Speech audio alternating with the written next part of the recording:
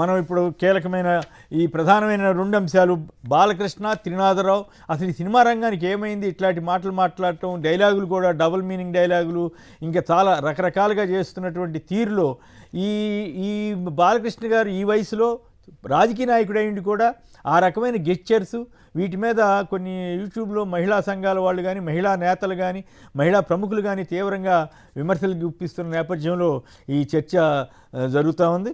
తర్వాత తిరుమలలో దీన్ని ఎవరు చెడగొడుతున్నారు, తిరుమల యొక్క హిందువుల మనోభావాలని దెబ్బతీస్తున్నది ఎవరన్న దాని మీద కూడా చర్చలోకి వెళ్దాం. ముందుగా కృష్ణరాజు గారు చెప్పండి, ఈ బాలకృష్ణ ఈ త్రినాథరావు వ్యాఖ్యలు క్షమాపణ చెప్పుండొచ్చు, అది వేరే విషయం, కానీ ఏమిటి వాళ్ళ టెండెన్సీ ఏమిటి? ఈ రకంగా అట్రాక్ట్ అవుతారా? జనాన్ని ఈ రకంగా చేయొచ్చా? తప్ప కాదా?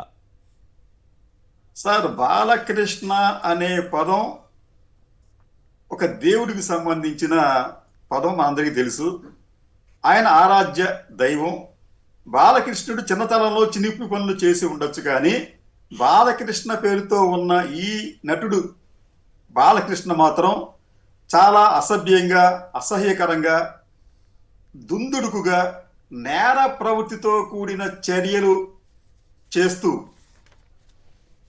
కృష్ణ అనే పదానికి బదులు నికృష్ణ అనే పదానికి ఆయన సరిపోతాడేమో అన్నట్లుగా ఆయన వ్యవహార శైలి కనిపిస్తుందండి. అంటే బాలకృష్ణ బదులు బాల నికృష్ట అనే పదానికి ఆయన సరిపోయేట్టు కనిపిస్తుంది. ఎందుకంటే మీకు ఈ నిశ్చయం చూస్తామంటే, మీకు బెల్లంకొండ సురేష్ మీద కాల్పులు జరిపినప్పటి నుంచి మహిళా నటులతో అసభ్యంగా ప్రవర్తించడం, మీకు ఆయన మీద కంప్లైంట్ చేసిన నటుల్లో దాదాపు 5 ఉన్నారండి. ఇది రాధిక ఆప్తేతో పాటు లేడీ అంజలి అని చెప్పి ఆవిడైతే ఆవిడని గిచ్చటం లాంటిది చేశారు బహిరంగంగానే.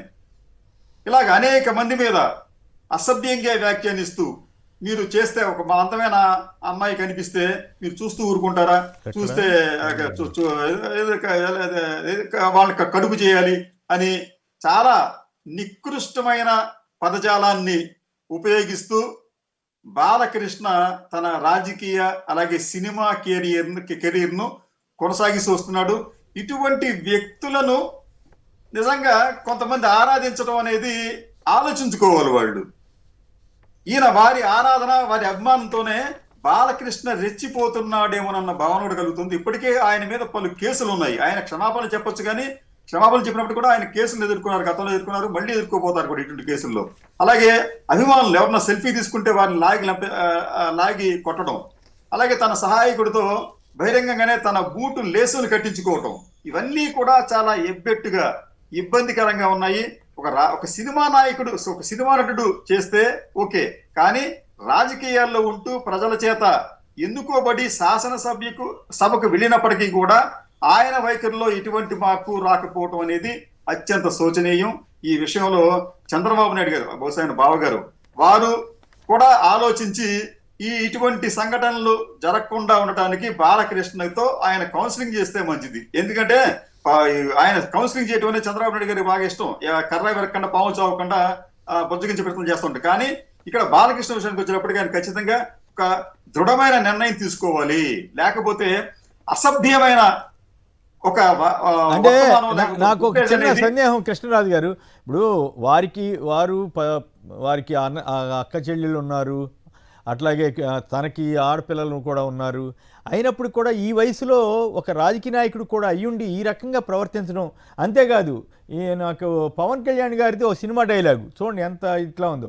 బాగా స్ట్రిక్ట్ అవడానికి స్కూల్లో హెడ్ మాస్టర్ ఏంట్రా అమ్మాయిరా, ఒరేయ్ ఒక అమ్మాయి వారానికి పడుద్ది, ఇంకో అమ్మాయి నెలకి పడుద్ది, మరో అమ్మాయి సంవత్సరానికి పడుద్ది, ఫైనల్గా ఏ అమ్మాయి అయినా మగాడికి పడుద్ది, అది సృష్టి ధర్మంరా అంటూ ఇట్లాంటి డైలాగులు చెప్పినటువంటి పవన్ కళ్యాణ్ గారు ఇప్పుడు ఉప ముఖ్యమంత్రి.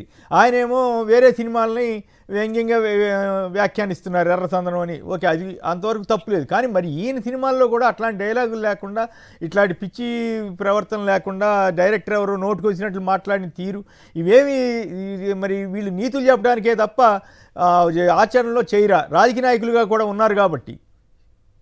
ఇప్పుడు ఈ సినిమా మన మాటలు రాసే రచయితలు కూడా అండి, ఇటువంటి పవన్ కళ్యాణ్ అయితే బాలకృష్ణ ఇటువంటి వాళ్ళని దృష్టిలో పెట్టుకుని ఆడవారిని కించపరిచే విధంగా, ఆడవారి హోదాను దిగజార్చే విధంగా అనేక మాటలు పెడుతున్నారండి.